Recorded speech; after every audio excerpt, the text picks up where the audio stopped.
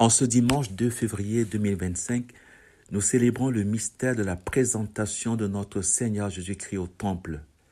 C'est certainement une occasion très solennelle pour nous rappeler que la parole de Dieu est décidément un grand mystère, un très grand mystère qui réclame de nous une intelligence contemplative et une foi contemplative.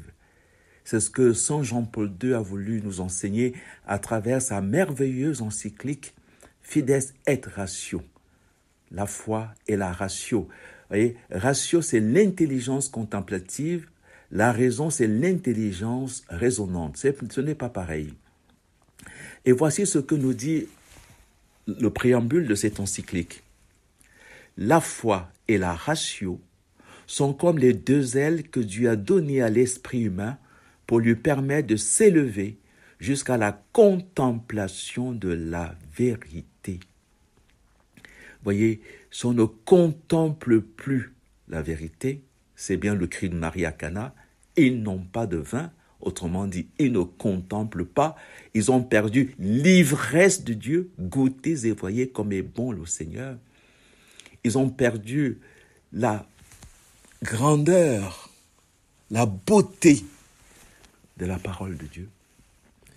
Si on ne contemple pas la vérité étant l'adéquation de l'intelligence à ce qui est. Si on ne contemple pas, on s'arrête au phénomène, la phénoménologie. Si on ne contemple pas, on s'arrête au vécu, la psychologie. Si on ne contemple pas, on s'arrête à la morale, l'apologie. Si on ne contemple pas, on s'arrête à la recherche du merveilleux, des guérisons, des miracles. On exalte la toute-puissance de Dieu au-dessus de sa paternité, au-dessus des processions trinitaires, ce qui se passe à l'intérieur même de Dieu. Si on ne contemple pas, on sombre tout doucement dans l'athéisme pratique. On fait de Dieu une idée, une théorie, une légende, une superstition, malheureusement. On fait de Dieu une valeur. Si la vérité est ce dont le Christ est le témoin par excellence, Jésus dit, je suis le chemin, je suis la vérité, je suis la vie. Jésus dit, je suis venu dans le monde pour rendre témoignage à la vérité. Jésus dit, vous connaîtrez la vérité et la vérité vous rendra libre. C'est que Jésus, à travers tout l'évangile, à travers toute la Bible, est venu nous élever pour que nous apprenions à tout considérer du point de vue de la vérité, donc du point de vue de Dieu. La loi est venue par Moïse, la grâce et la vérité sont venues par Jésus-Christ. Saint Thomas d'Aquin disait qu'il fallait tout considérer du point de vue de Dieu. Omnia sub ratione Dei. C'est ce que nous enseigne le psaume quand il dit « Par ta lumière, nous voyons la lumière ». Quelle est donc la vérité à contempler dans le mystère de la présentation de Jésus au temple?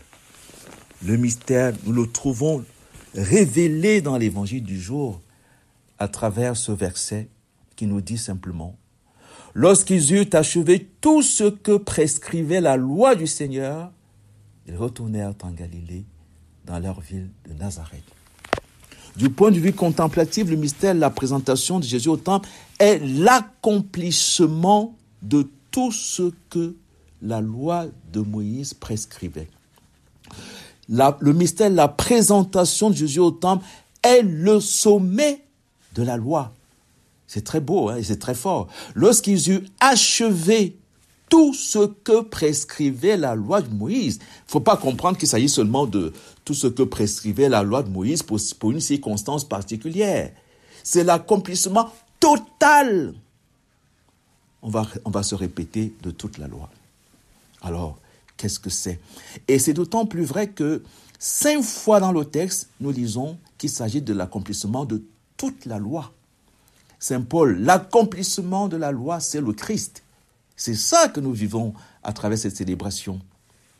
Alors, 5 fois dans l'évangile du jour, quand fut accompli le temps prescrit par la loi de Moïse pour la purification, et ensuite, ils partirent donc pour Jérusalem pour le présenter au Seigneur selon ce qui est écrit dans la loi de Moïse. Et troisièmement, ils venaient aussi offrir le sacrifice prescrit par la loi de Moïse. Et quatrièmement, l'enfant Jésus fut présenté au temple par ses parents pour se conformer au rite de la loi qui le concernait. Et puis pour finir, lorsqu'ils eurent achevé tout ce que prescrivait la loi du Seigneur. Alors, c'est marrant, on peut faire un rapprochement qui n'est pas sans fondement. C'est qu'il est question de la loi 5 fois, de l'accomplissement, il est 5 fois question de l'accomplissement de la loi. C'est bien, on peut faire un rapprochement avec le Pentateuque, justement, les 5 livres de la loi. Alors, entrons dans le mystère de l'accomplissement de la loi, de l'accomplissement total de la loi. La loi, premièrement, la voici. De quelle loi s'agit-il ? Écoutez, première loi, Dieu dit, faisons l'homme à notre image selon notre ressemblance. La loi étant le lien de nécessité entre l'effet et la cause. La loi, c'est la capacité que nous avons, que notre intelligence a de remonter à la source, de remonter à la cause. Et c'est là, quand elle a touché le sommet, la cause, qu'elle se repose.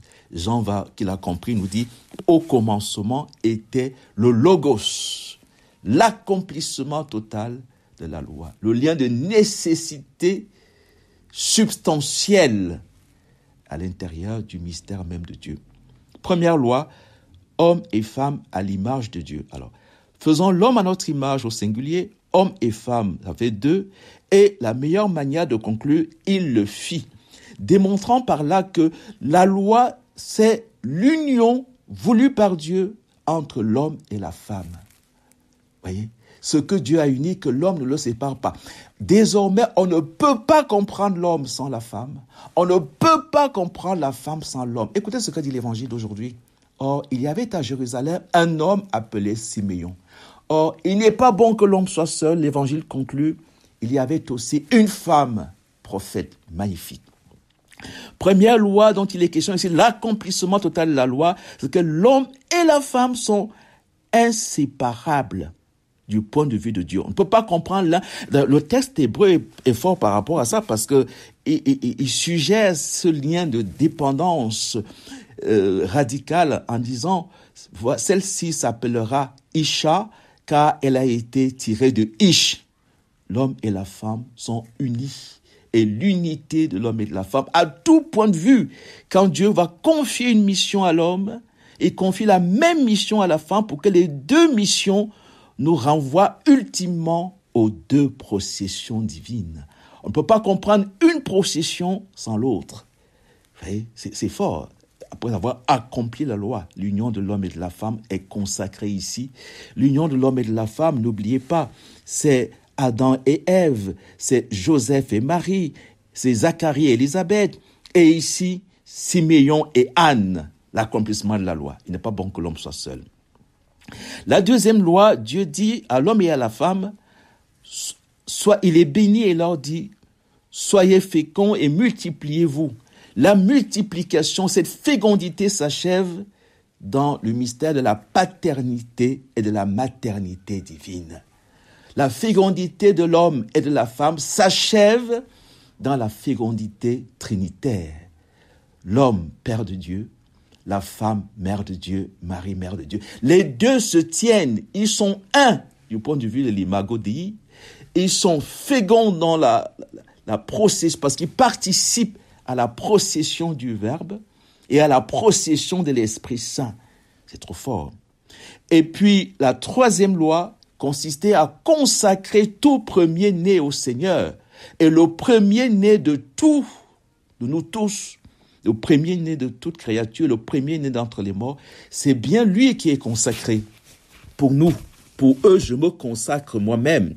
Et cette consécration du premier-né est faite par l'homme et la femme. Le sommet de la fécondité humaine et de l'homme et de la femme participer à la procession du Verbe, à la procession de l'Esprit, et consacrer. Alors, c'est là où nous entrons dans la beauté de ce mystère de la kénose du Père. C'est lui qui aurait dû consacrer son premier-né. Non, il s'efface devant Joseph. Joseph s'efface devant Siméon. Et Siméon s'efface devant Anne, car il n'est pas bon que l'homme soit seul. Je vais lui faire une aide qui lui soit assortie. Nous contemplons aujourd'hui quelque chose de très très beau, le sacerdoce commun de l'homme et de la femme. Nous avons le sacerdoce ministériel qui nous renvoie directement à la procession du Verbe. Le sacerdoce royal nous renvoie à la procession de l'Esprit Saint. Or, les deux processions sont inséparables.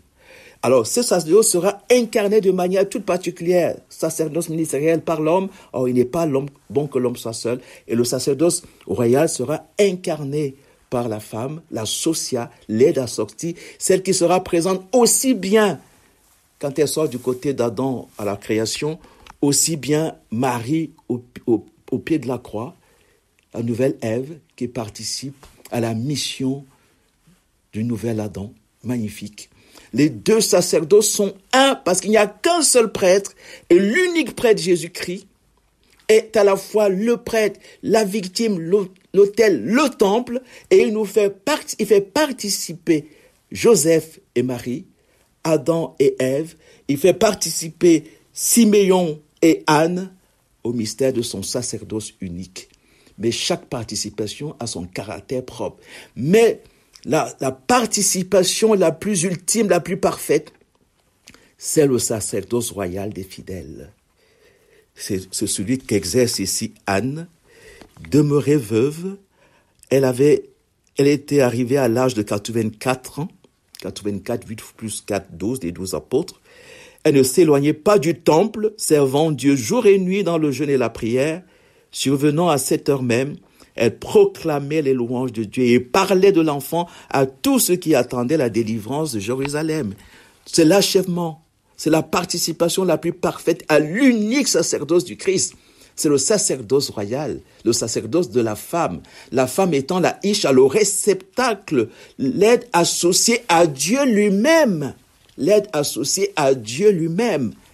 Marie présente au pied de la croix, mère de Dieu, mère des hommes, associée au mystère de la rédemption, de notre naissance au ciel. Voici ta mère. Alors, ce qui est beau dans ce mystère, donc, on voit la kénose du Père qui s'efface devant Siméon. Siméon s'efface devant Anne. On voit la kénose du Fils qui s'efface devant Siméon. Siméon anticipe le sacerdoce et prit l'enfant dans ses mains. Il rendit grâce à Dieu. Exactement ce que Jésus fera pour instituer l'Eucharistie, Siméon l'a anticipé. Sommet du sacerdoce royal des fidèles, Siméon et Anne. Ils vont anticiper le sacerdoce ministériel institué par Jésus, l'unique sacerdoce du Christ, participé de manière extraordinaire par l'homme et la femme. Et nous avons la kénose du Saint-Esprit qui s'efface toujours devant Siméon et fut conduit au temple par l'Esprit. L'Esprit va s'effacer devant Marie, vous le savez très bien, à la visitation. On peut également dire, et c'est vrai, il faut le dire, il s'efface devant l'Esprit devant Marie au moment de la Pentecôte. Eh oui, elle est là présente. Elle est là présente. Que fait-elle là présente? Que fait-elle? Est-ce qu'elle n'achève pas ce que Dieu a commencé en elle? La participation aux deux processions divines. Magnifique. Donc l'Esprit s'efface devant Marie, l'Esprit s'efface devant Siméon, l'Esprit s'efface devant Anne. Alors le premier-né devait être racheté par un couple doctorel ou deux petites colombes. Alors c'est magnifique. La vie consacrée masculine et féminine est désormais les deux petites colombes que nous offrons pour racheter le premier-né. Magnifique. C'est touchant. Vous voyez, jusqu'où Dieu nous aime. Il nous permet, vous voyez, de faire pour lui ce qu'il a fait pour nous. Notre vie consacrée, c'est notre offrande, petit obol, les deux tourterelles, les deux colombes. Encore là, les deux colombes, vous savez, c'est encore l'effacement de l'esprit, la kénose de l'esprit. C'est nous désormais qui sommes donnés au Christ pour le racheter. Père Zendel disait, Qui est-ce qu'il faut racheter à Noël si ce n'est le Christ? Le racheter des blasphèmes, le racheter de l'athéisme ambiant, le racheter des injustices, le racheter de la mort, le racheter des infidélités, le racheter de tous nos scandales. Nous devons renouveler notre consécration parce que désormais les deux petites colombes, c'est la vie consacrée féminine et masculine. Toujours les deux, l'homme et la femme, inséparables. Dans le sacerdoce royal des fidèles, la réponse à la gratuité. La vie consacrée est la réponse à la gratuité du Christ c'est la réponse à l'exercice de la fonction sacerdotale du Christ dans laquelle nous participons à la fois dans le sacerdoce ministériel. Le sacerdoce ministériel s'achève dans le sacerdoce royal des fidèles. N'oubliez pas que Jésus institue l'Eucharistie pour remercier sa mère qui lui a donné son corps. Tout ce qu'on donne à Dieu, Dieu nous le rend au centuple. Que cette fête nous renouvelle dans l'amour de Dieu et nous permet de contempler la profondeur inouïe de notre consécration à Dieu, le sommet du sacerdoce royal des fidèles, la présentation de Jésus au temple, sommet l'accomplissement de la loi, de toute la loi.